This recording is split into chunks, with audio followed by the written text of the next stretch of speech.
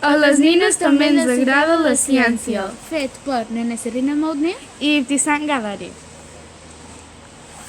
A les nenes també les agrada la ciència. Aquí és la Maria Lida Sales i la Ada Loveles i la Marie Curie. Aquí és, i totes aquestes dones són científiques i tu també tens dret a ser una científica o una científica. Exacte. Les dones també tenen dret a ser científiques. Les dones també tenen dret a ser científiques. Encara que siguin dones no significa que no som éssers humans com els altres. A més, si us fixeu, les dones sempre lluitant pel nostre dret per aconseguir ser el que volen ser i també per aconseguir ser tots iguals, tant dones com homes. Qui va ser la primera dona científica? La Marie Curie va ser la primera científica. La Marie Curie no només va ser una brillant científica, sinó també una gran dona i una lluitadora que va fer vèncer molts obstacles abans d'aconseguir els seus objectius.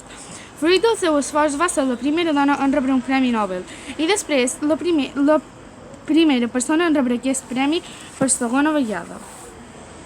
Gràcies per la vostra atenció. Esperem que us hagi agradat.